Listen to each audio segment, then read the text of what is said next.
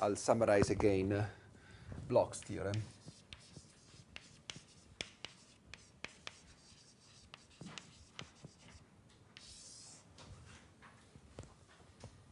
So we have an Hamiltonian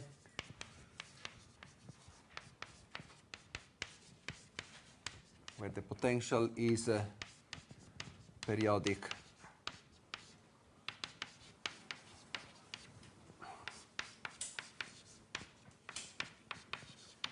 with respect to a Bravais lattice. Okay, so that's the assumption. And we're looking for solutions of this Hamiltonian.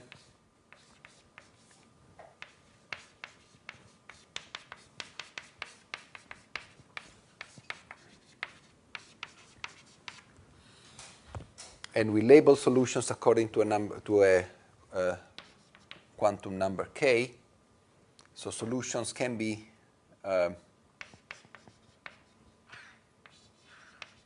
labeled by k belonging to the Brillouin zone. And second statement, psi k of R can be written as uk of R e to the I k dot R, where this is a periodic function. Okay, periodic, of course, with the same periodicity as the potential. Okay, so that's the hypothesis, and this is the thesis, what Bloch's theorem states. Notice that here I'm saying can be written, not must be written, can be written. You can write it in different forms, but whatever way you write it, you can actually rewrite it in terms of in this particular form. An example was the function we determined last time as a solution of our one-dimensional problem.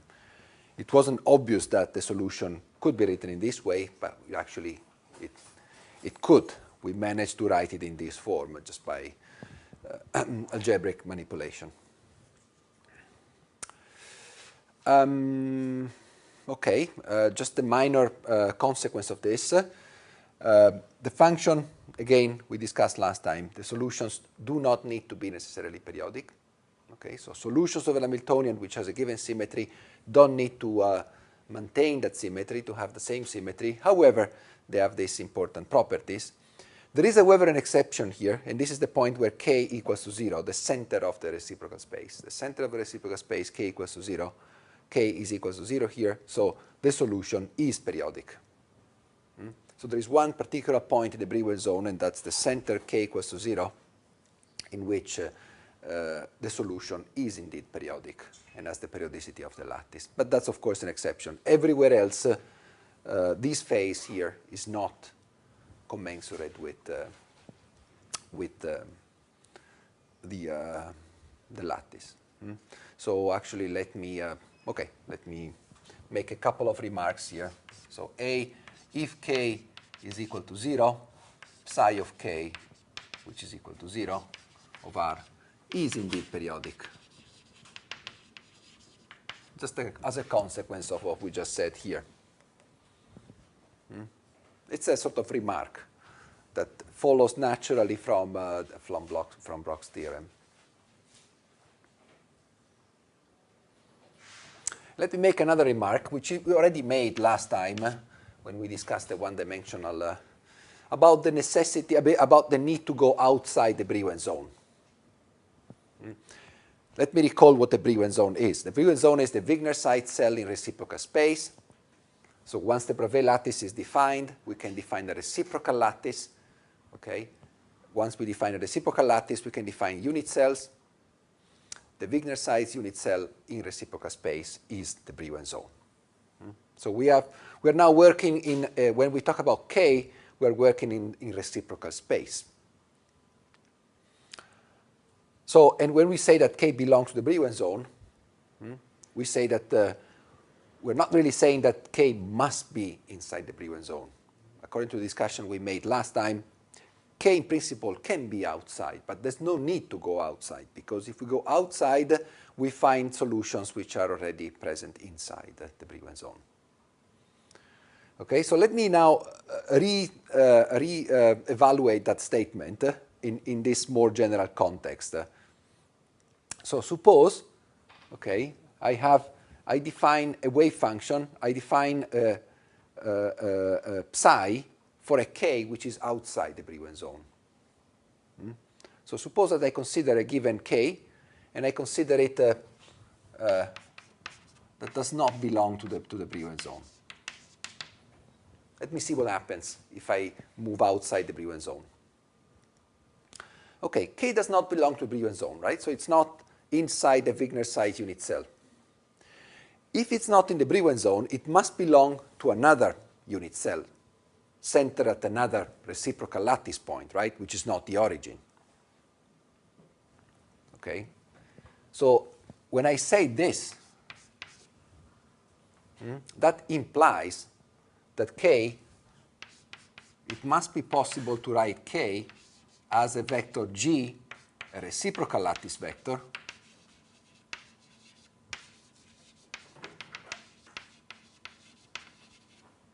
plus a vector which is inside the Brillouin zone.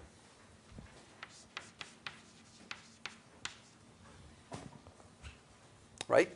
Whatever is outside the primitive, the Wigner size unit cell centered at g equals to 0 must be something that I can express as first I go to the reciprocal lattice point and then I move inside that local Wigner size cell to reach my particular point.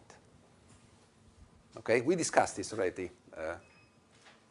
Yes? You were saying that psi is a function of k which belongs to the Brillouin.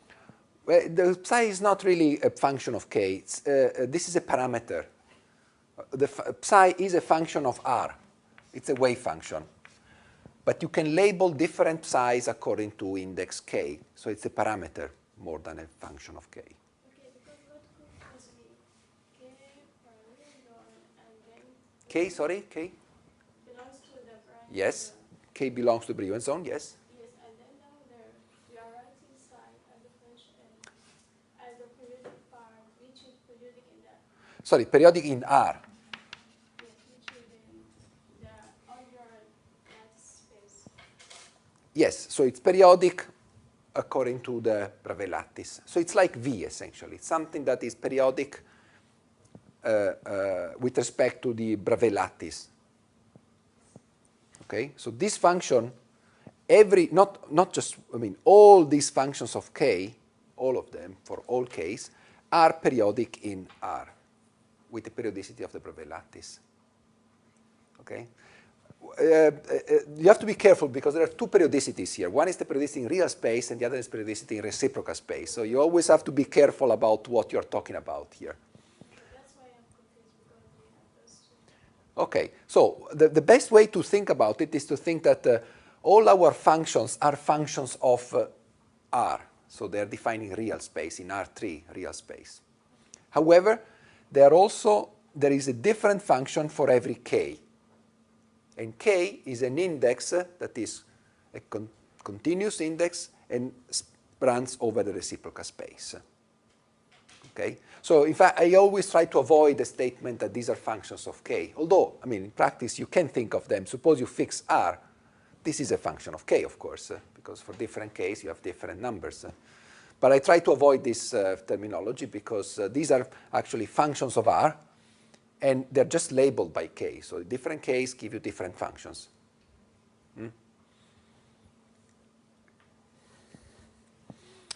Okay, so let me consider, for example, that k does not belong to the Brillouin zone. What happens?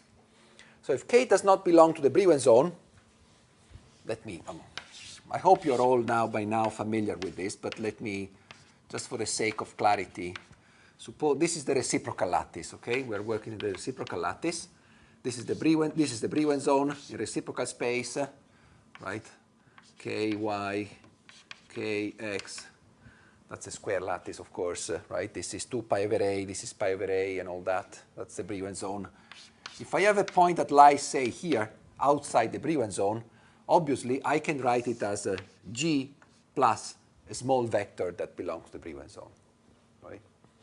This is a small vector that is inside the Brillouin zone. In other words, I have to translate my origin here, and then I move inside the Brillouin zone, centered at that point. Okay, that's the meaning of this. If a point is outside the Brillouin zone, I can reach it by first moving with a big jump on the reciprocal lattice vector, and then close to that reciprocal lattice vector, I can use a vector of the Brillouin zone. Okay, but if this is true, then my function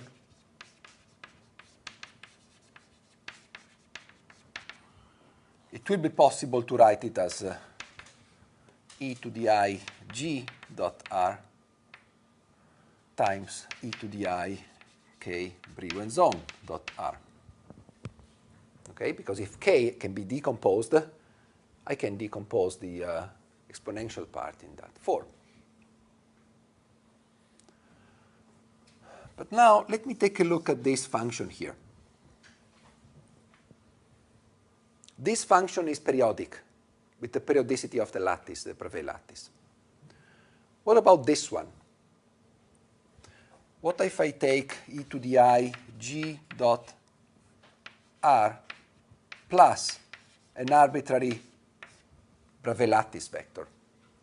What happens to this function here, this part of the function?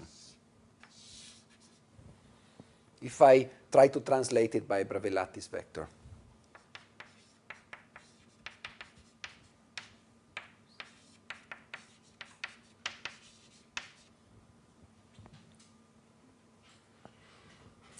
Reciprocal lattice vector, Bravais lattice vector. This is 1, right? So this function is also periodic. Okay, that's actually a very important statement that we'll use several times in the future. A plane wave where G is a reciprocal lattice vector, it's one of the vectors of the reciprocal lattice, is a periodic function. If G is not a reciprocal lattice vector, say it's a K, for example, in the Brillouin zone, this is not a periodic function, of course. But if the plane wave has the reciprocal lattice vector, then it is a periodic function, for an obvious reason. Because if I translate it by a Bravais lattice vector, this phase here is 1 by definition of a reciprocal lattice. So this function is periodic. This function is also periodic. The product is a periodic function. So in other words, I've expressed the same function in terms of a periodic function and the phase where k belongs to the Brillouin zone. That's exactly what Bloch's theorem states. Notice that I've taken advantage of the fact that Bloch's theorem states that I can write the wave function in that form, not that I must write the wave function in that form. Okay? So it was possible for me to write the wave function even if k was outside the Brillouin zone. It has been possible for me to rewrite the wave function in a way that contains a periodic function and the phase with k equals to the Brillouin zone. That's exactly what Bloch's theorem states. So I can, not I must, I can use this number, this vector, to label my wave function. I don't need to go outside the Brillouin zone. Because I've been able to write it in a form that is consistent with Bloch's theorem and k belonging to the Brillouin zone. I understand the logics is a bit difficult to digest, but that's the way it is. I just wanted you to get a little bit more familiar with this. Okay. Any question about this? No. Great. Let me now continue and try to find ways to solve my problem. After all, this is just a theorem that states what the wave function looks like, but it doesn't really solve my problem because it just translates the problem of determining psi into the problem of determining u, right? It doesn't really solve my problem. I simply change the target of my search. If I want to solve this Hamiltonian and find psi, what Bloch's theorem tells me is simply that I can write it in this form. It doesn't say what u is, right? So I'm just transforming the problem into the problem of solving this Hamiltonian into the problem of determining this periodic function, u. Okay. However, I hope you realize that this kind of help is extremely useful. There is one important reason why this is extremely useful, and this is the following. Psi, in principle, is a function defined over the whole space and can take any possible value, right? It's a function defined in R3, period. We don't know anything else about it. As soon as we introduce Bloch's theorem, we transform the search for a generic function defined in space into the search for a function that is now periodic. Okay? What periodic means is that I can define that function within the unit cell, for example, for r's inside the unit cell, and once I define it inside the unit cell, I'm done, because I know it's periodic. Okay? So I've restricted the search for my wave function from the whole space into the space of the unit cell, which is a finite region of space. All right? Now, this is a tremendous simplification because I can work with a finite space. I don't need to work throughout the space. I can simplify the search considerably. I just need to search now for solutions inside the unit cell. And outside the unit cell, they must be periodic if I look for solutions in terms of u. Then, of course, once I determine u, I can construct psi easily, the solutions throughout the space. So Bloch's theorem is, in some sense, that's actually the spirit, the usefulness of Bloch's theorem is that it allows me to restrict the search for my solutions from the whole space into the space of periodic functions, that is, functions where that if I define them within a unit cell are defined also anywhere else in space. But what is the equation that determines u now? We know the equation that determines psi. It's an eigenvalue equation. But what is the equation that determines u? I've simplified my job because I'm now looking for periodic functions, but I also need to write down an equation, a differential equation that determines u. Well, the obvious way to do it is to just take this object here and put it here and see what we get, right, in terms of the equation. So let's do that.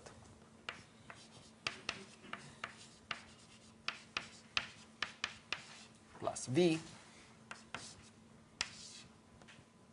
u k e to the I k dot r equals to e u k e to the I k r. And of course, the challenge here is to notice that this is a delta squared. The v part is just a multiplicative term, so it doesn't really do any harm. The problem here is that this is delta square, and delta square now applies to a product of functions. So, does anybody remember what is the result of taking delta square applied to a product of two functions? Well, let's do it. So delta square means delta cross delta, cross dot gradient, right? That's the meaning of delta square. But the gradient, I can take the gradient of the two functions separately, right? I can do f gradient of g plus plus gradient of f times g. Then I have to take the gradient again. Well, let me continue. So this will be gradient of f dot gradient of g plus f gradient squared delta square of g plus gradient square of f times g plus delta f dot delta G, right? Just have to remember the definition of delta square. Delta square is the gradient of, well, it's delta dot gradient of f times G. And now I can, of course, collect these two terms here, and I get something which probably sounds obvious at this point, plus twice delta f delta G plus G delta square f. Okay?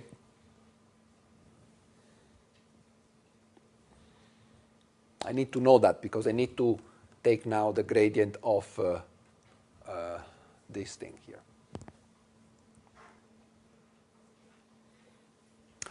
I will also need to know the gradient and the delta square of a plane wave. Are you familiar with this? Can you tell me right away what is the gradient of a plane wave?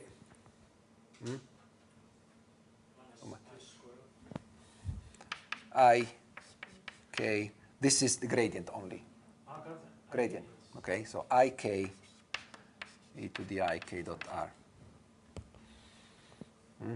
If you're not familiar with this statement, just do the calculation. I mean, just express it in terms of Cartesian coordinates and you'll find it out. So therefore, if you take delta squared, this is minus k squared, right? I'm sure you know this, right? Because otherwise you wouldn't know anything about quantum mechanics of free particles.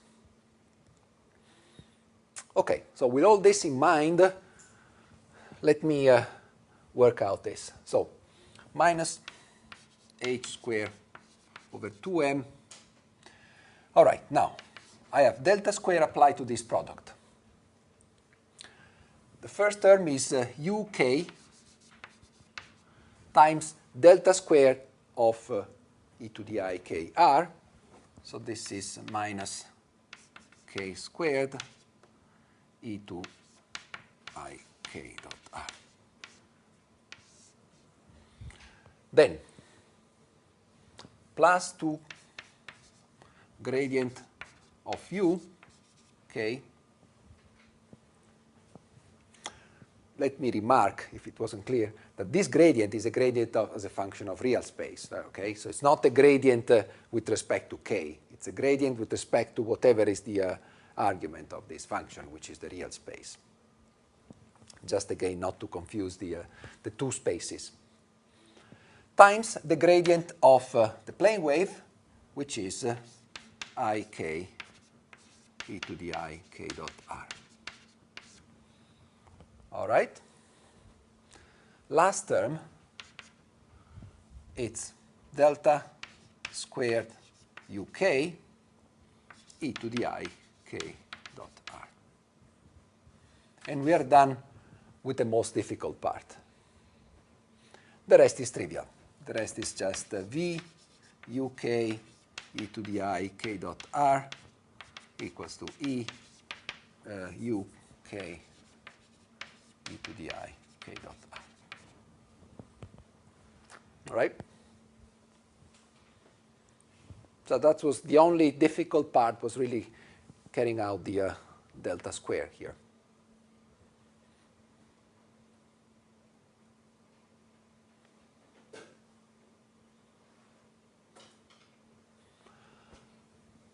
Okay, so let me now remove everywhere e to the I k dot r, which is present everywhere.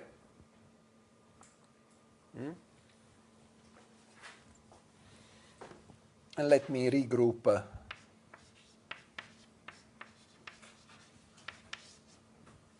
delta squared. I can invert here the order. I mean, this is not operators any longer, so it's plus 2i k. K now is just a number, right? So I can exchange it with the gradient. Delta minus k squared applied to u, okay, plus v u of k equals to e u of k.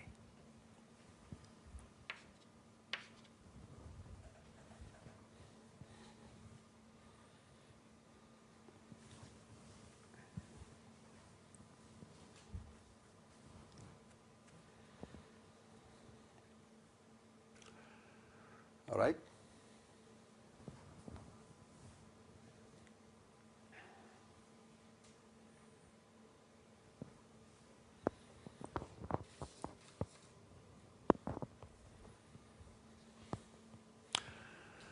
What's the difference between this equation here and the original Schrödinger equation that we had, this one here?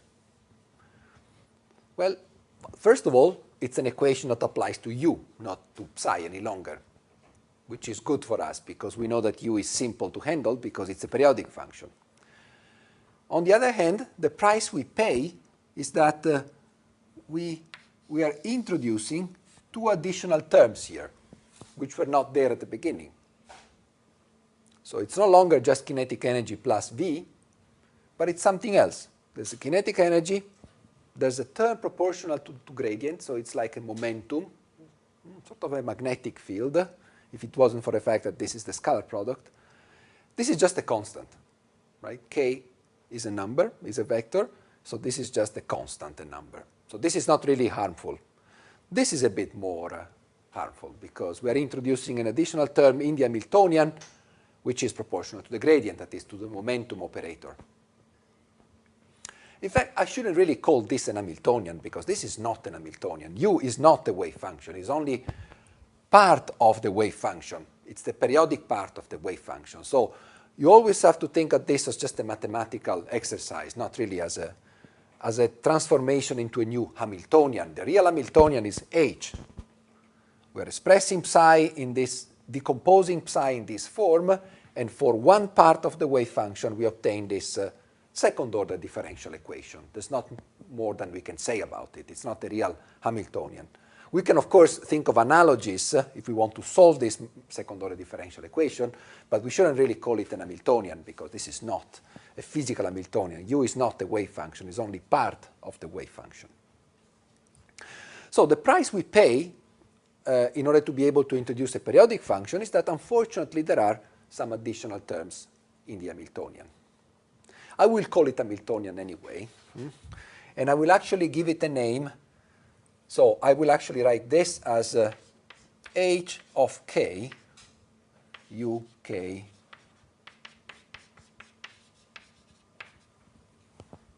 okay? By h of k, I mean gradient plus this plus v, of course, everything. And I give it this name, h of k. So I call it Hamiltonian, but you have to keep in mind that this is not a Hamiltonian. The real Hamiltonian is only this one. It's a second-order differential equation. If we're able to solve it, we get u, and therefore we are able to solve our original problem. But the advantage now is that this second-order differential equation applies only to periodic function. So this problem is defined only in the space of periodic functions. That is, we can restrict our search to periodic use. So that's our goal now. Instead of solving this equation, we're now going to try and solve this equation in the space of periodic functions.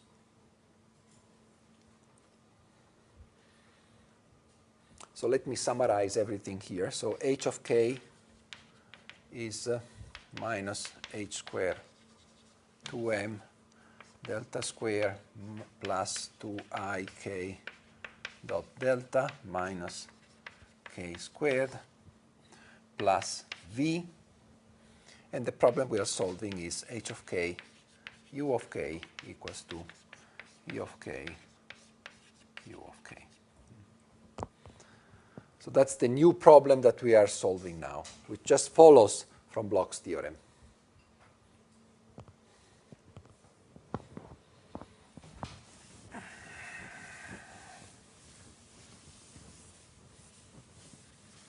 By the way, so far, no approximations. Everything is exact.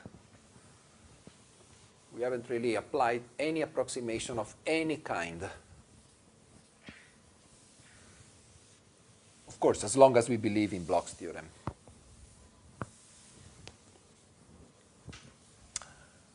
All right. So K belongs to the Brillouin zone. Oh, sorry, I forgot to mention. K belongs to the Brillouin zone, and the possible values of K's are infinitely many. So it is true that we have restricted our search to the set of periodic functions. But not only we have complicated our life because we have introduced these two additional terms in the Hamiltonian, we're also complicating our life because now we have to solve this problem for all possible values of K in the Brillouin zone. Okay? Not just for one. Okay? Because K belongs, it's a generic vector that belongs to the Brillouin zone. If we want to know the full spectrum of solutions, we cannot restrict ourselves to a single quantum number. We have to determine the solutions for all K's. So we need to solve this problem, slightly more complex than the original Hamiltonian, and we have to do it for all possible K's in the Brillouin zone. All right? And notice that the Hamiltonian here, I call it Hamiltonian, but it's not a Hamiltonian. This second-order differential equation changes if I change K. Changes because of a trivial offset. That's not really important. But more importantly, it changes because this K here, this parameter K, changes the strength of this term here, this gradient term. So every time I change K, I change Hamiltonian, change solutions. So I need to recalculate the solutions again. So I need to calculate the solutions of this problem for all K's in the Brillouin zone. And each K will correspond to a different Hamiltonian. In other terms, HK is a second-order differential equation that depends parametrically on K. There is a parameter that controls the second-order differential equation, the Hamiltonian. And I vary K, the Hamiltonian changes, I get different solutions. And I have to do it for all K's in the Brillouin zone. Okay. Now, what's happening? Let me now try to imagine. I'm not going to solve it. I'm trying to imagine what the solutions of this problem could be, to visualize the solutions of this problem. So let me now report along the y-axis the possible energies, and along the x-axis the possible values of K. Now, I know we're in 3 dimensions, but allow me to use a single axis to represent the 3-dimensional space. Or if you wish, you can think of a 1-dimensional problem. Therefore, K is only a single line. So there will be somewhere there will be the end of the Brillouin zone, here and here. If it's a 1-dimensional problem, this is pi over a and this is minus pi over a. Okay, so solutions will only be defined within some boundaries, right? This is outside the Brillouin zone, so we don't really need to go outside. We just stick to vectors K within the Brillouin zone.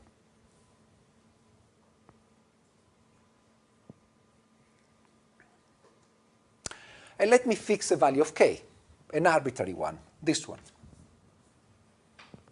I fix the value of K. I go back to my Hamiltonian. Hamiltonian takes a specific form because K is fixed, is given. I solve it. Now, here there is an important statement that I have to make. If I solve an Hamiltonian and I look for solutions which are periodic, the Hamiltonian will have, at least for the lowest level, a discrete spectrum. Okay?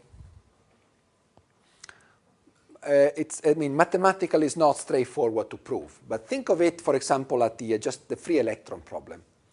You have a free electron problem that you want to solve, and you force the solutions to have a given periodicity. Okay? If you force the solutions to have a given periodicity, you can only have the solutions plane waves which are commensurate with the period. One time the period, 2 times the period, 3 times the period, right? Only wavelengths which are commensurate with that particular periodicity will be allowed. Okay? That, of course, leads to a quantization of the spectrum, of the energy spectrum, leads to a discretization of the energy spectrum, right? So I'm just going to argue this in very qualitative terms. If you have the free electron problem, solutions are of the form plane wave form. If you force these solutions to be periodic with some periodicity, well, let's do it in one dimension. If you force them to be periodic with periodicity A, right, only values of Q equals to 2 pi over n A, 2 pi n over A are periodic with periodicity A, right? And therefore, even the energies, the energies will be 2 pi n over A squared, right? So they will be discrete. Only for specific integers you will have energies. There's an equivalent statement if you, instead of working with periodic systems, you work with confined systems. If you confine your solutions of a quantum problem into a well-defined finite region, the spectrum is discrete. So these are all general statements that you can make in quantum mechanics. I don't want to prove these statements. Just want you to have a general feeling that this is not so far from the truth. Okay? So what I'm going to use now in my discussion is the fact that once I restrict the solutions to this Hamiltonian to periodic functions, for a given k, I'm going to obtain a discrete spectrum of solutions. That's the only ingredient that I need at this point. So for a given k, well, if it's a plane wave, if it's a free electron problem, the spectrum will be given by n squared. This is not a free electron problem because I have a potential V, a generic potential V. So, well, I will have some solutions. I will have, say, a solution 0, which I can label by 0. Actually, let me label it with 1. This is the first one. I will have another one here, 2, perhaps another one here, 3, another one here, 4, and so on and so forth. I mean, I will have a spectrum of solutions, which will depend, of course, on the potential V for a given k. The only additional information I've introduced, in addition to these statements, to this theory that we've developed so far, is that I'm arguing that the spectrum of this Hamiltonian is a discrete spectrum, generic discrete spectrum. So I'm just labeling the states with 1, 2, 3, 4, and of course 5, 6, 7. I mean, it's an infinite number of states, which are the eigenvalues of this Hamiltonian, the solutions of this problem, for a given k. Fine. Are you all fine with this? Yes? No? Yes. Let me change now k and take a k which is very close to the previous one, but to the left. Okay? I'm now moving just a little bit to the left. How is the Hamiltonian going to change if I change k? If I change k, it's going to change a little bit, but it's going to change in a continuous fashion, right? Because if I change k, this here, the Hamiltonian, will change just a little bit. I mean, continuously change as a function of k. This is, after all, a continuous function of k. So obviously, also the eigenvalues will change only continuously with respect to the ones that I obtained at the given k, at the previous one. So, well, I will have, again, a discrete set, but the set will correspond to values which are continuously connected to the previous one, right? After all, the Hamiltonian is a continuous function of k. So the eigenvalues themselves will change smoothly if I change k. In fact, I can continue this exercise for all k's. And, well, I will get some lines here.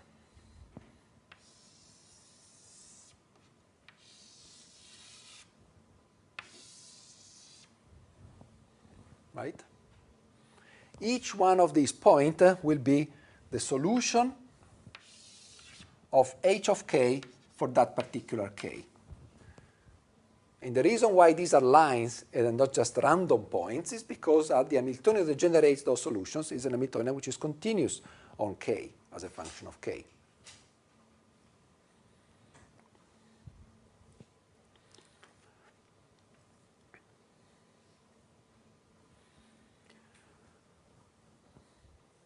So what we've concluded out of these arguments is that if I express the solutions of my problem in terms of k, this quantum number k, I'm going to get some lines if I'm in one dimensions. Of course, if you now expand k into a three-dimensional space, these are no longer lines, but they are three-dimensional surfaces.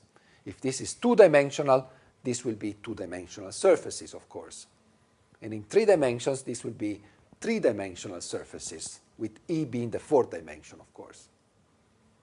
It takes a while to visualize something in 4 dimensions, but so that's why we just do it in 1 dimension. In 1 dimension, these are just lines. Now, what I've shown here is what goes under the name of band structure.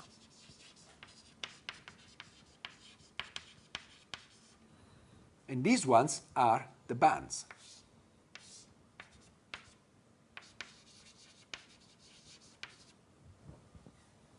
Or to be more precise, these are the electron bands. So the solutions of the electronic problem in a periodic system.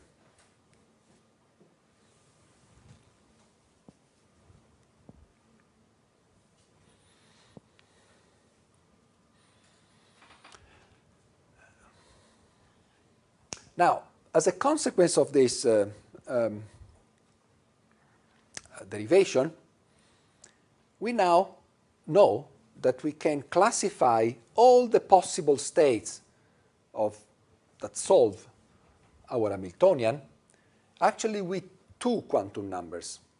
One is the quantum number k, the one we've already talked about, and the other one is the quantum number that defines which solution I select out of the discrete spectrum generated for a given k. So one of the consequences of this discussion now is that there are the psi, I'll write it here.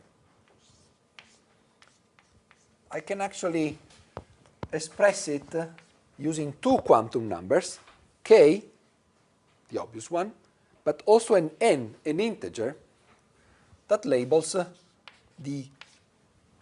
which band I'm referring to.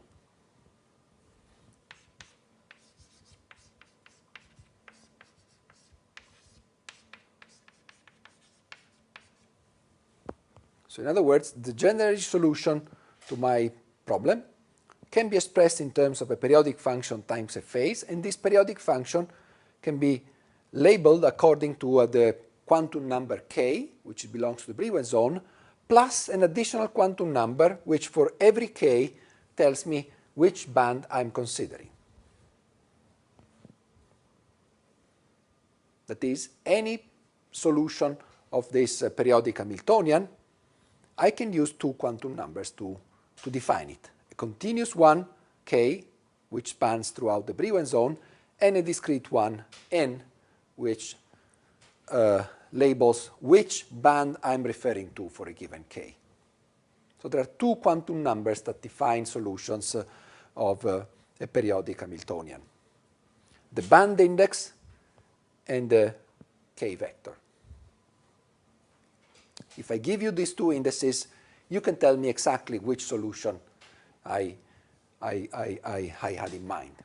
Just like if I tell you what is the principal quantum number and what is L and what is M, you can tell me what is the eigenstate of the hydrogen atom problem that I'm referring to. Yes? I have a question. Do you have an infinite spectrum?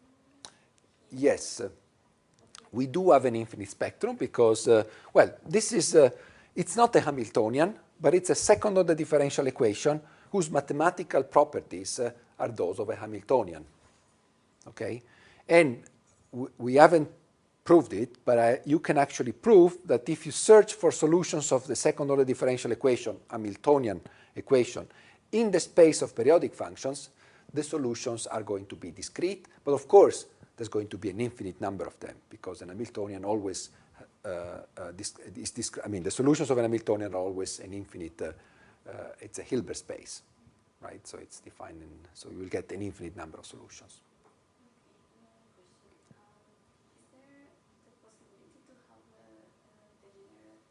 Yes, of course. So the question is there a possibility to have degenerate states? Yes, of course. This drawing here was based on the fact that these bands never intersect. But you may have intersection of bands, right? You may have these lines may actually intersect. You may have situation in which this goes up and this goes down. So there will be an intersection. Here, it's a degeneracy, for example. You may also have degeneracy more likely at the edges or at the center of the Brillouin zone. So there may be degeneracies, yes. The reason why it's more likely to have degeneracies here than elsewhere is because if you look at this Hamiltonian, if k is equal to 0, the Hamiltonian is the Hamiltonian of the potential V. So if the potential V has certain symmetry properties, which it may have, I mean, suppose you are in a closed packed system, for example, in an FCC system, then V certainly has a number of symmetries. If you rotate V, it remains the same with some discrete rotations. So these kind of symmetries typically reflect in degeneracies. So at k equals to 0, you may have plenty of degeneracies. As soon as you go outside k equals to 0, you're introducing a term, this one in particular, this is irrelevant, but this one in particular, that breaks all the symmetries. Because as soon as you introduce, if k is an arbitrary number, there's no longer any reason why there should be symmetries remaining in the system. Well, there are in some cases, but not necessarily. So you typically rarely see degeneracies outside the center of the Brillouin zone, with some exceptions, of course. So yes, there may be crossings, there may be degeneracies, there may be a number of things. This plot was just the oversimplified one possible scheme. In fact, there are a number of mistakes there that you'll become more familiar later on. Well, actually, let me discuss one obvious mistake that descends directly from here. Right, let me discuss it here. What happens if I take k and I send it to minus k? Suppose I solve the problem of k. Can I say something about the problem at minus k? That's the question. Well, let's see how the Hamiltonian changes if I go from k to minus k. H of minus k is minus h squared over 2m delta square minus 2i delta k. All the rest remains exactly the same. Right? So here is the only change, this minus here.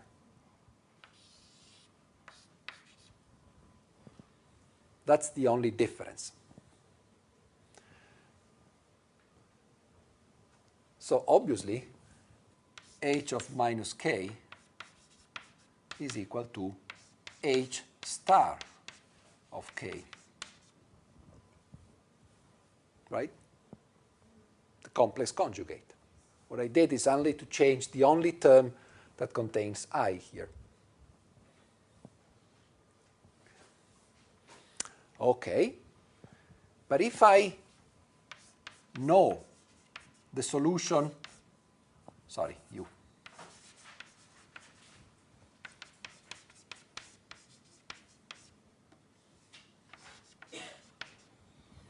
I know that this is true because I assume that I solved the problem at k.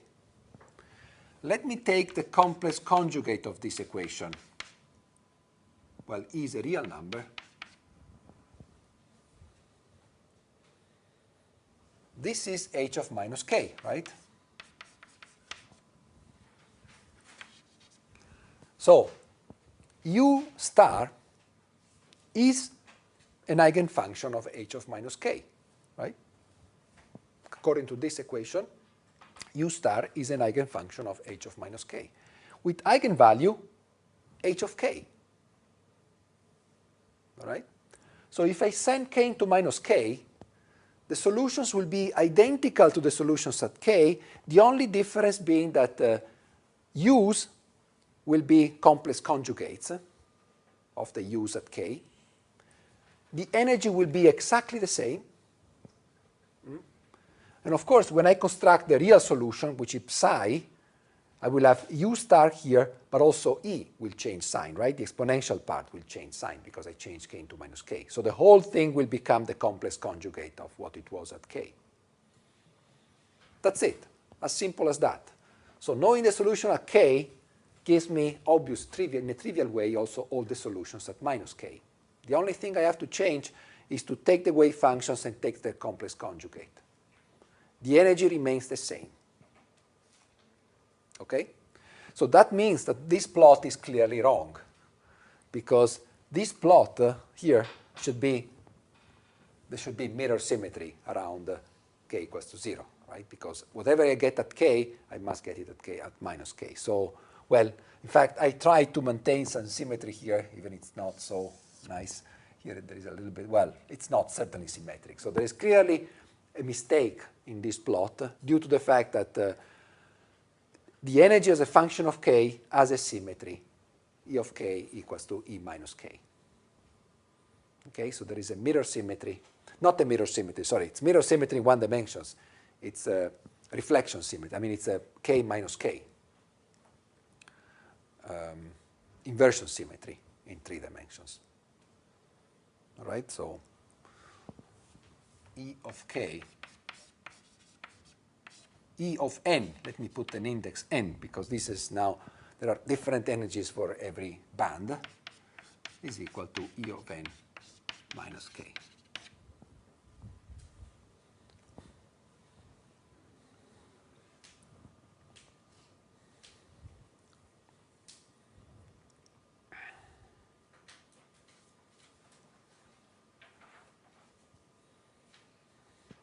Another interesting property is that, of course, because of all what we discussed, I mean, before, obviously, E of k plus g, I suppose I move away from k to by a reciprocal lattice vector. Remember that by capital G I labeled the reciprocal lattice vectors. Because of all I said before, this must be equal to E of k, right? That these solutions are periodic in reciprocal space, not in real space, but in reciprocal space. That is, if I find a solution at a given k, the solutions at k plus g will be identical. Okay? So therefore, energies will also be identical if I move away by a reciprocal lattice vector. Of course, if I do that, I'm going out of the Brillouin zone, obviously. Right? If I add to a Brillouin zone vector a g vector which is not trivially 0, I'm going outside the Brillouin zone. But the reason I mention this is because this has some consequence, some practical consequences. Suppose there is no degeneracy. Okay, so suppose that this band here is just there on its own. Okay, no crossing with other bands. Now, if I go outside, the function must be periodic. So it must continue like this. But wait a sec, I mean, this is not accepted, right? Because there's no reason why there should be discontinuities in the solution. The solutions are eigenvalues of a continuous kind of equation. So this thing is not acceptable.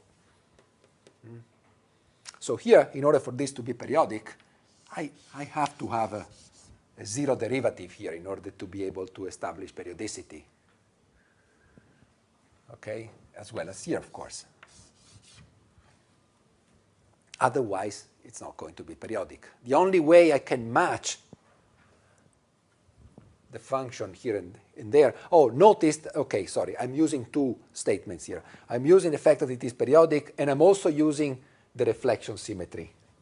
Because otherwise I could have written this like this, and this like this, right? But this wouldn't be consistent with the k minus k symmetry, because here it would go down and here it would go up. So the combination of translational symmetry in reciprocal space and k minus k symmetry forces me to have a flat derivative at the edges when I get to the edges of the Brillouin zone. If I don't have any degeneracy, of course. Okay, I'm just listing a number of consequences of all these symmetry properties. So this is an interesting one, although this is not in principle interesting because you're going outside the Brillouin zone. It allows you to make statements about the way the bands have to reach the edge of the Brillouin zone. They must reach it, if they are non-degenerate, they must reach it in a flat way. So there are a number of consequences again. Symmetry, k minus k, periodicity, and I would say that's it for the time being.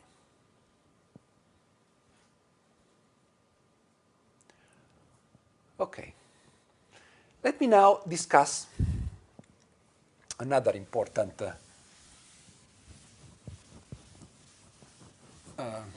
fact, or number of facts.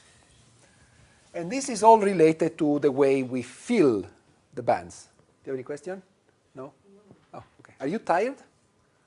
Yes. A little bit. Let me just finish this and then we'll finish, okay? Let me discuss now filling of bands. How do I fill them?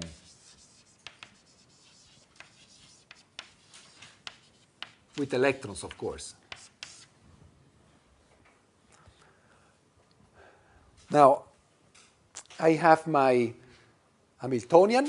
I didn't specify anywhere how many electrons I had in my system. So I need to, at some point, after I gave you the Hamiltonian, I need to tell you, well, this Hamiltonian is, given by this potential, but I also need to tell you how many electrons I have in my system, right? So, in particular, I need to tell you how many electrons I have, the number of electrons in the unit cell. Notice that I'm not making any reference now to how many atoms I have in the unit cell, where are the atoms, details that we had to discuss when we were using a specific model, the hydrogen atom chain, for example. Here I'm talking about very general statements that don't really depend on the actual number of atoms, where the atoms are located and things like that. The only thing I'm assuming is that the potential is periodic. So if I go from one unit cell to another unit cell, the potential is exactly the same. That is, the atoms are placed in exactly the same positions. And this is all I need in order to make these statements. I need something else, however, in order to fill the bands, and this is the number of electrons I have in the whole unit cell.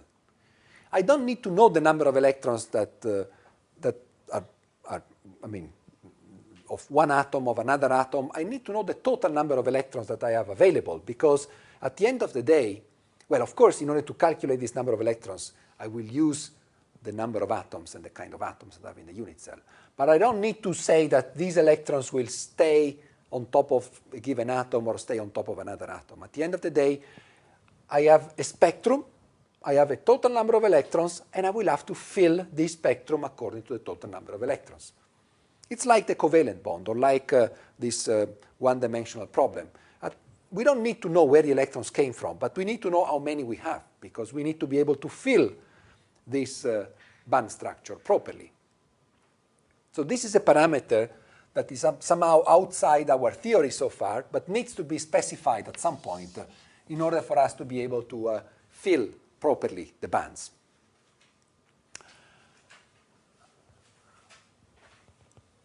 Now, how do I fill the bands?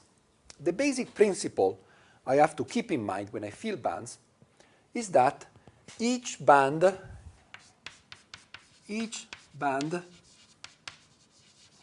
corresponds to a number of states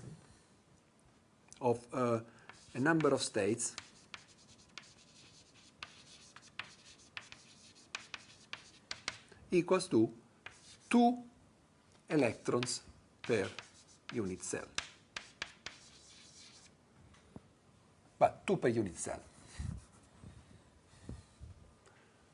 Or sorry, I shouldn't say it this way.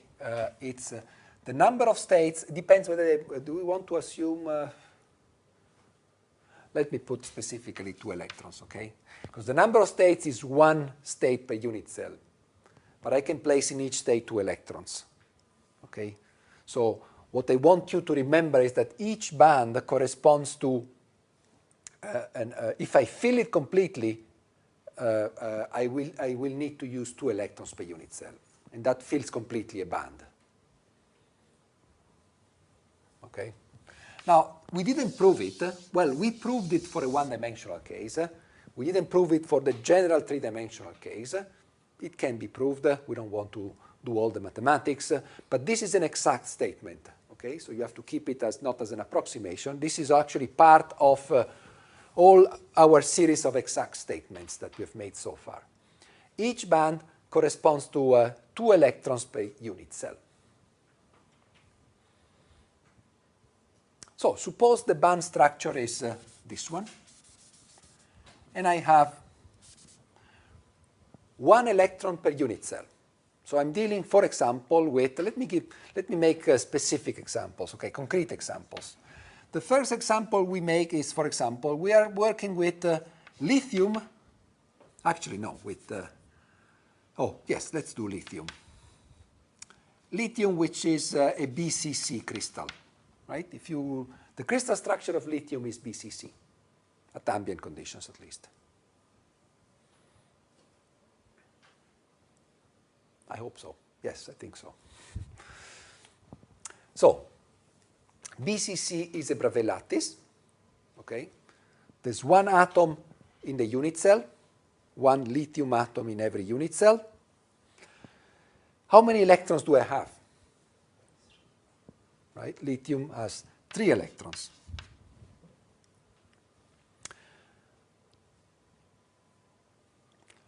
One of them, well, lithium is 1s2, 2s1, right? Now, the 1s state is very deep in energy. So we can actually forget about the 1s state. It's going to lie down, several meters, downward here. And it's going to be completely filled because we have 2 electrons there. It's a core state. We don't need to bother about that 1s state. Well, it's interesting to know that it will give rise to a band somewhere deep, in this plot, but there are 2 electrons there in this state per unit cell, because there is 1 lithium atom per unit cell, so there are 2 electrons per unit cell. So this band is going to be completely filled. And it's very deep, filled and deep. So we can forget about it. More interesting is the 2s state. The 2s state will correspond presumably, or will give rise presumably, to the first band in our spectrum. You can, with some imagination, think that the next one could be the 2p, and then the 3s, and so on and so forth. That's not completely true, because at some point the bands will actually mix up. So the atomic character of the wave functions is actually lost. But you may, if you want to keep some understanding in terms of atomic physics, you can think of this state to originate at least from the 2s state of lithium.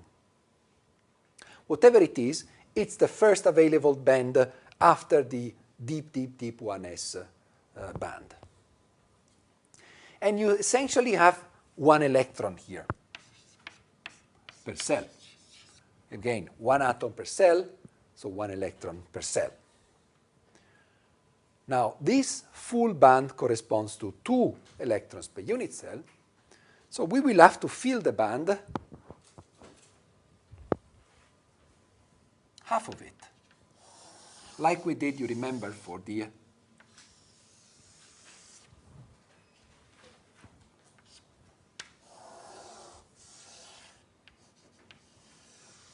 The green states will be filled.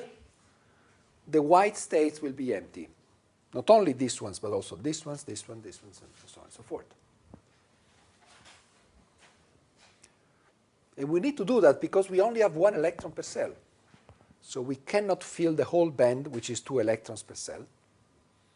We need to fill it by half. So we need to stop at some point. And we use the principle that we first fill the lowest available states.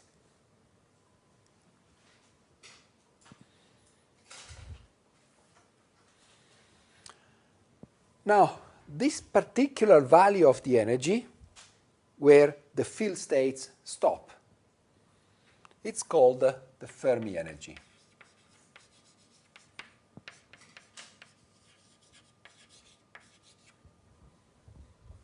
So the Fermi energy is the energy of the highest occupied state in my band structure. In molecular physics, it would be called HOMO, the highest occupied molecular orbital. In solid-state physics, we call it Fermi energy. It's the energy of the highest occupied state.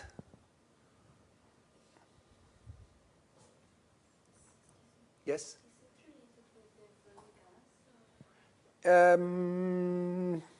Not really. We will see. We will study all this in the context of the free electron gas later on, okay? But not necessarily. I mean, it's all part of the same theory, but it's not really strictly speaking related to the Fermi gas. It was Fermi who actually introduced all these concepts. Not just him, but he gave a number of important contributions to the whole theory. So it's not really related to Fermi gas, although, of course, they are connected in some way. But you'll see it later on when we discuss the free electron gas.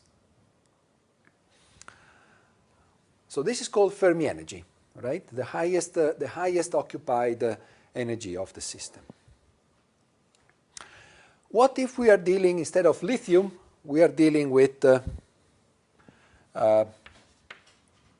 magnesium?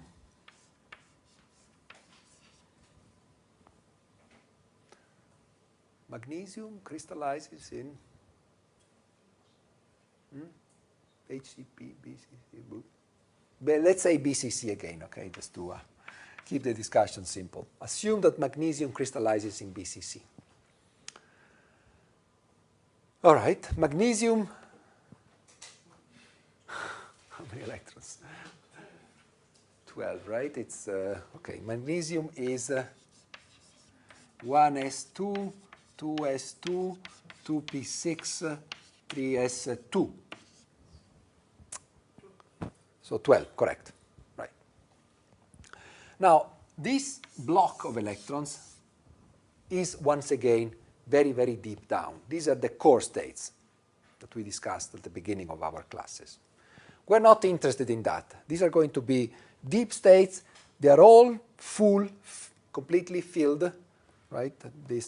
Actually, they're even numbers. So whatever bands we have, because we have an even number of electrons, they're going to be completely filled. And what we're left with is this 3s2, and that's really what is of interest for us. 3s2 means that we have 2 electrons per mg, 2. If there's 1 mg per unit cell in the BCC crystal, that means we have 2 electrons per cell to place. And if we assume that this is the band structure, notice this does not necessarily need to be the same band structure, because if I now work with magnesium, the potential felt by the electrons V is going to be different. If anything, because the Coulomb attraction now corresponds to 2 plus, not to 1 plus like for lithium. Okay? So the potential is different. This band structure, which is the solution of the problem with a given V, is going to be different. So it's not necessarily the same. Let's assume that it is exactly the same. I don't want to derive it now. But let's assume it is the same. We have now 2 electrons per unit cell. We can now fill completely the first band with magnesium, right? So with magnesium, we can now go all the way up to the top here.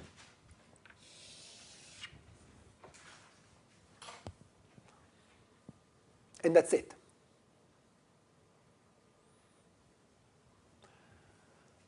What is the Fermi energy here? Well, the Fermi energy is probably somewhere here, right? The top of the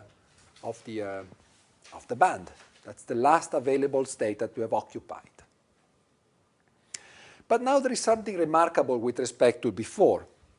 Before, the last available electron here, with the one with the highest energy, was arbitrarily close, actually was essentially coinciding with the first available state, empty state. Okay? So if I were, for example, thinking of excitations in my system, in the previous case with lithium, the excitation energy, the minimum excitation energy, would be 0 in lithium. Because I have an electron here at the Fermi energy, I can place it in the first available state above the Fermi energy. That's empty. Right? So the excitation energy for that particular configuration, the green one, was 0. If I now do the same for magnesium, I feel completely disbanded. So there's no available state any longer that I can excite my electrons into. The first possible state is, well, it must be the same, by the way, because of periodicity. So it's either this one or this one, which must be the same because the periodicity of the solutions implies that solutions here must be identical to solutions here. All right?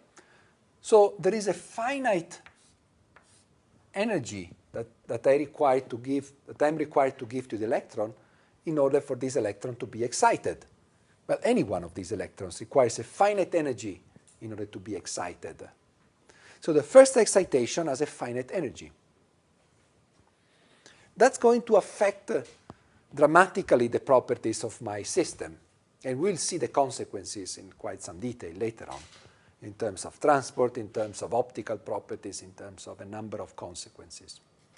What I want you now to realize is that there is a clear qualitative difference between the green situation and the orange situation. The green situation, there was clearly no excitation energy.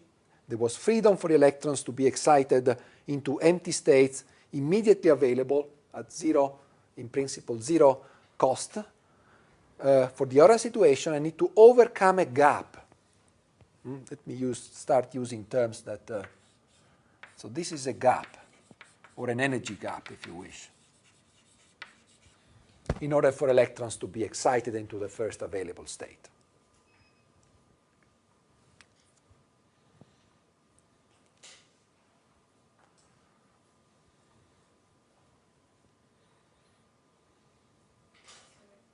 Yes? Do we have the same gap structure if we have degeneracy analysis? Okay, the question is whether you have the same gap structure if you have degeneracies. The answer, of course, is no. This discussion was based on a particular choice of the band structure. I will now give you a number of different, qualitatively different band structures, and we will discuss all these examples now in a moment. But the answer to your question is no. If you have degeneracies, of course, we need to examine case by case. I'm just giving you some situations now, and I'm going to discuss the... yes? I have some questions. Is Fermi energy negative or positive? Well, it doesn't really matter, because the zero of the energy can be wherever you want here. If you wish, we can discuss where to place the zero of the energy, but that will take me a while. The zero of the energy in an infinite system is not mathematically defined, unfortunately.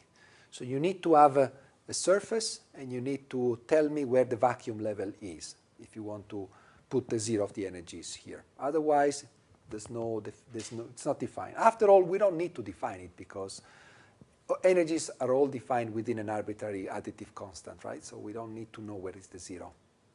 If you wish to actually put a reference, the best reference is the vacuum level. But in order to have a reference, to have the vacuum level as a reference, you need to have a finite system. So your crystal has to be finite because you have to go throughout the surface and reach the vacuum level. For an infinite system, there is no vacuum level because vacuum is nowhere. Sorry, let me finish this. Yes. Also, I want to know,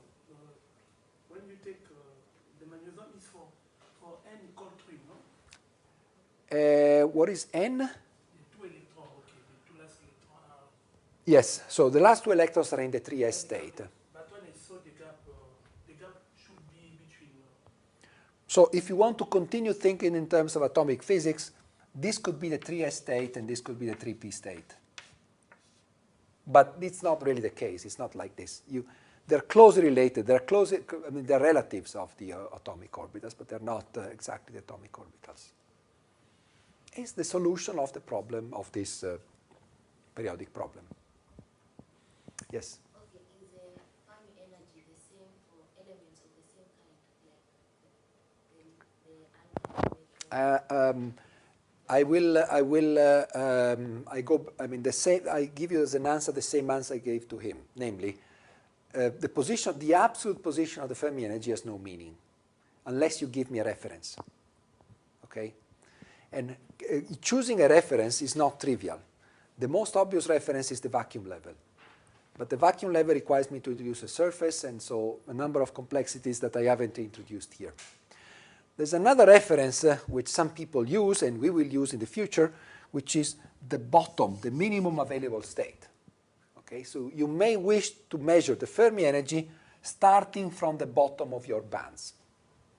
Okay, but the bottom of your bands itself may depend from on the system you are. Yet, you may wish to say, okay, let me define Fermi energy starting from the bottom. Whichever system I consider, I start from the bottom and measure the Fermi energy from the bottom. If you do it that way, we can actually say something about the value of the Fermi energy. We'll do it in a couple of lectures when we discuss the free electron problem. Okay? Yes? Can an electron jump or move to the next brilliant zone before it excites to the next higher state?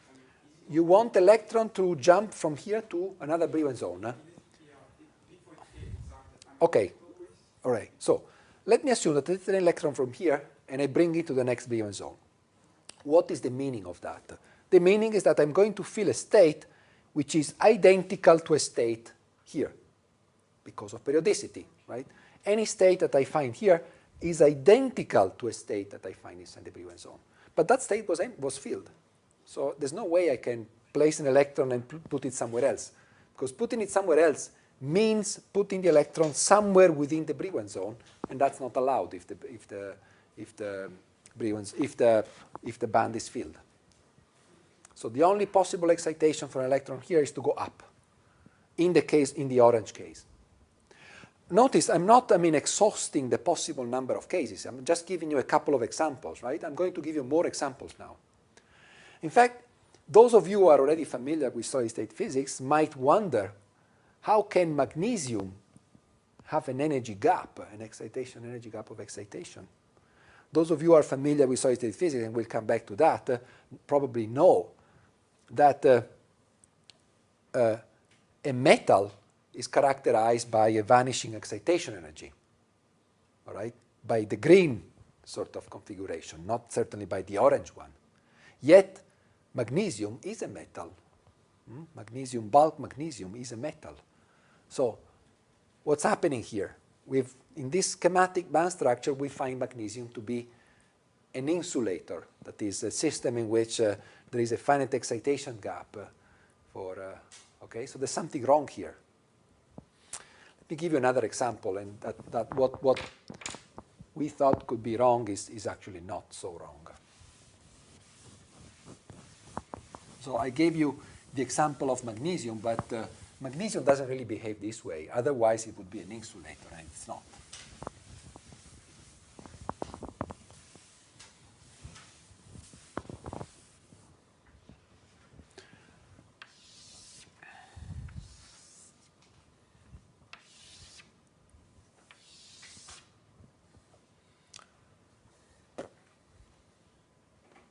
Suppose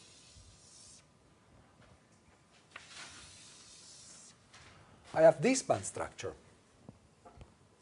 and others here. Well, of course, with k minus k. I'm drawing very qualitative pictures here. It's not unique. E. Let me now repeat the magnesium argument again. I have 2 electrons. Good. I have to start use the orange, I guess. Okay. I will start filling the initial state here. By the time I get to this point, if I did everything properly, I've probably used half of my available electrons, that is 1, right, if by the time I get here. But as soon as I go past this point, suppose I get here, well, this state becomes available. So I'm not allowed to really go all the way up to this point. Because then if I went up to this point, filling the states up to this point, I would neglect the fact that here I have states which are empty and are available and are lower energy. So obviously, what I should do is to go up, start filling also these states here. And presumably, I mean qualitatively at least, I will have to stop presumably here. So this remains white. And I will have to fill these states here. So this one, and this one. And the Fermi energy will be here. And I use 2 electrons per unit cell, right? I filled completely, well, I didn't fill completely a band, but I filled almost completely a band, and what was left, I used it to fill the remaining part of the other band. But if I do my counting properly, I'm done. That's the way I should do it.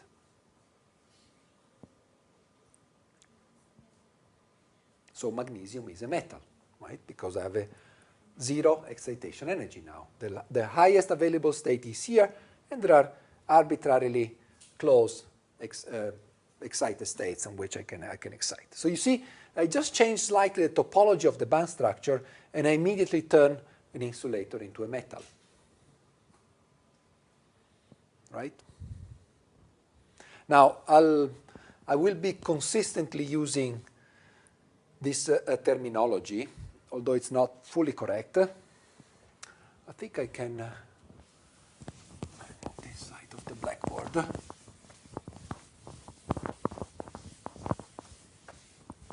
I will consistently from now on use the terminology that an insulator for me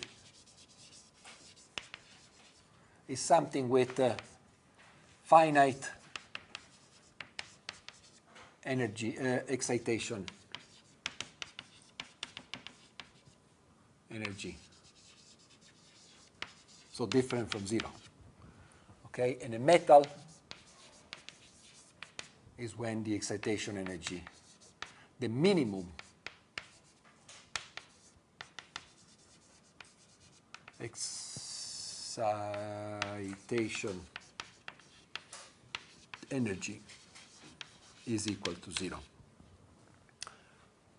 This is the way I will define my systems. There is, of course, a word of caution here. There are systems, real system, materials, for which the minimum excitation energy is 0 that don't behave like metals. So the phenomenology is actually a bit different. There are some exceptions. I mean, a few, but there are exceptions. Let's stick to this definition because it's simpler for our purposes. But I would like you to keep in mind that what we define as an insulator, what we define as a metal, is just this for our purposes. The truth is that there are some systems, rare classes of category of systems in which the minimum excitation energy is 0, and they don't behave like metals. They don't conduct electricity. But let me keep using this notation because this definitions, this terminology for simplicity. Okay. Let me make a couple of final statements about this. Suppose I have an odd number of electrons per unit cell, of course. 1, 3, 5, 7, 9. What can I say about whether the system is a metal or an insulator? I have an odd number. If I have an odd number, there's no way I can fill completely a given number of bands. I will have to leave at least one half filled, right, if it's odd.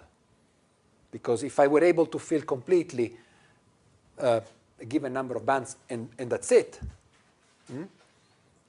that would correspond to an even number of electrons. So if it's odd, it must be either like this, I mean, and then there is an extra electron somewhere else, or the last available band is divided in two. So that is, the Fermi level cuts the last band, because that band must contain one electron, not, I mean, the final one. Okay? So if I have an odd number of electrons,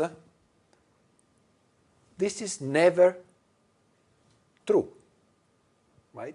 Because if this is true, then I have to be able to fill completely a given number of bands, but that corresponds to an even number of electrons.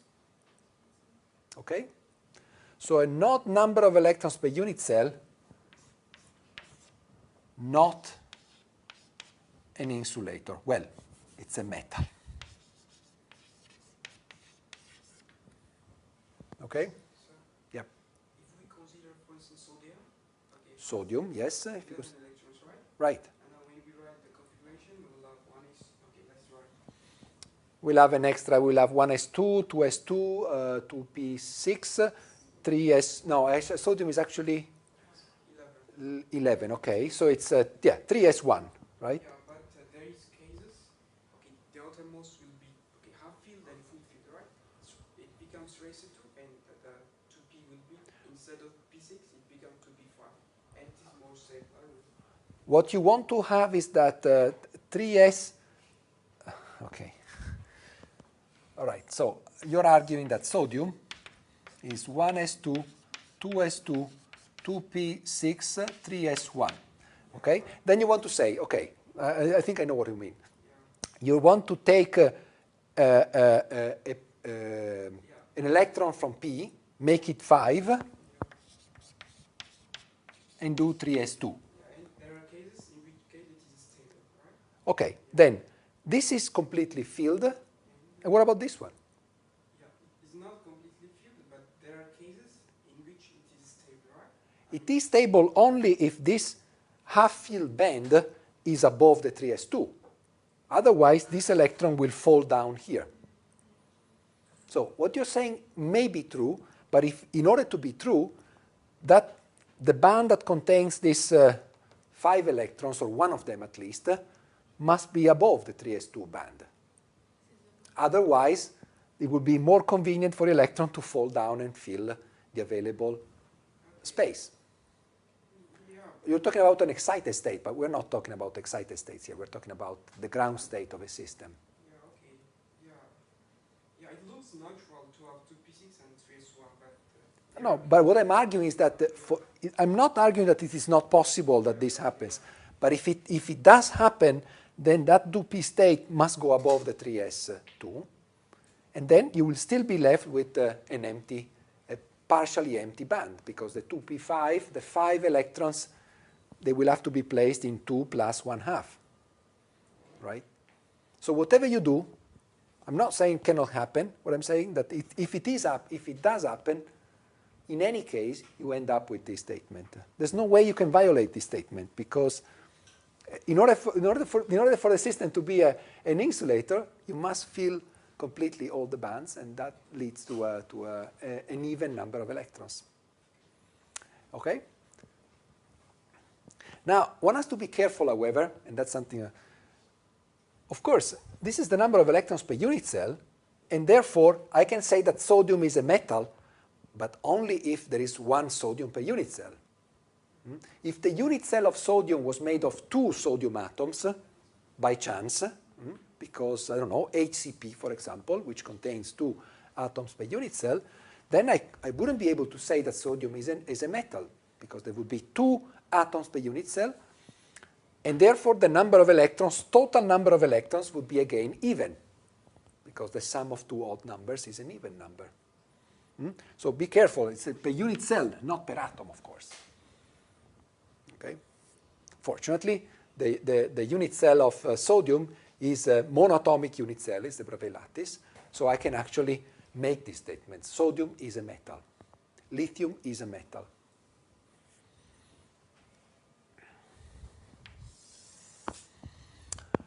What if I have an even number of electrons per unit cell? What can I say? Can I say that the system is an insulator? Here's the counterexample. I have an even number of electrons. Well, if the band's crossing this way, it remains a metal. I certainly cannot say that the system must be an insulator. Yes? If we don't count the degeneracy between bands, so No, okay. I need to give you another example then. You seem to like this degeneracy, but this is not really. No. I'll give you another example where there's no degeneracy, and this is this one. Wait a sec. Yes. Okay. There's no degeneracy here. Still, the Fermi level will be somewhere in between. And I will have to fill a little bit of this and a little bit of this. Okay, no degeneracy. So you're not required to have degeneracies too. So, even number of electrons, what can I say? Nothing, right? It can be a metal here, or it can be an insulator. But if I say that the system is an insulator, that is finitization different from 0, what can I say about the number of electrons? Must be even, right? Because in order to be an insulator, I must be able to fill completely all the bands below and leave all the bands above empty. So it's the opposite, the arrow, that holds. If it is an insulator, the number of electrons must be even. Okay? So be careful about the arrows here. If it's a metal, it doesn't need to be odd number of electrons. It can be even. However, if it's odd, it must be a metal. If it's even, doesn't need to be an insulator. But if it's an insulator, must be an even number of electrons per unit cell. Okay? Yes? I'm confused how you have explained between the number of atoms and electrons. Okay, yes. So your question is about number of atoms and number of electrons per unit cell. All what I'm saying holds if I count the number of electrons per unit cell in my crystal. So when I make considerations based on the number of electrons for given atoms, here, for example, I'm assuming that there is one magnesium atom in the unit cell. That is, that the crystal structure of magnesium is a monatomic crystal structure. In that case, I can say, well, there will be 2 electrons in the unit cell. Same here in lithium. There will be 1 electron in the unit cell. However, suppose that magnesium crystallizes in the HCP crystal structure. HCP contains 2 atoms in a unit cell, right? So the number of electrons in the case of lithium, if lithium crystallized in the HCP, the number of electrons in the unit cell for lithium, let me forget about the core states, will be 1 plus 1, 2. Okay? So I would be in a situation with an even number of electrons per unit cell if lithium was crystallizing in HCP. Okay? So what I could say is essentially nothing. It could be an insulator, it could be a metal. If it crystallizes in the FCC or BCC, then I can say it's a metal, for sure. I'm pretty sure that lithium, if I were able to place lithium in an HCP, it would be still a metal. But I cannot say it from my general considerations. While I can certainly say it for sure if I know that lithium is in a monatomic structure, that it is going to be a metal. Yes? If we have an atom with many electrons in the valence state, Yes? then can we argue the same thing here? Because Yes. if we go like if the state is like in, and then if it's if it is not deep, we have many states and then there Yes. are Okay. the one is small, so All right, so you're arguing if you have many electrons per cell. You're arguing about whether this distinction is important or not in general. Whatever it is, if you have an even number of electrons, if you have states that are completely filled,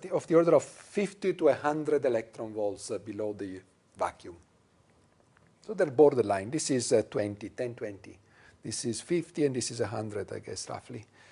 So, well, you may argue that it's not obvious whether I should consider them as core states or not.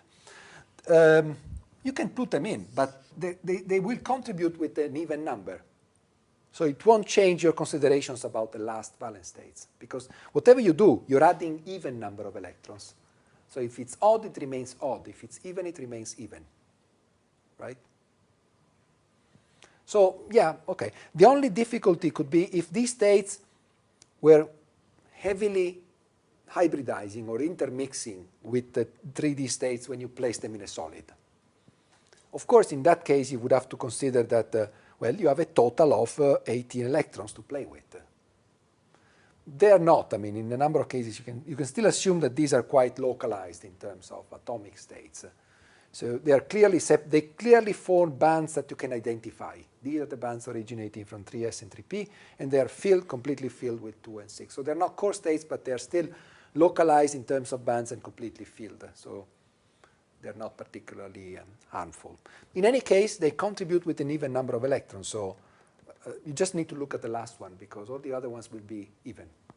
So it doesn't change your considerations.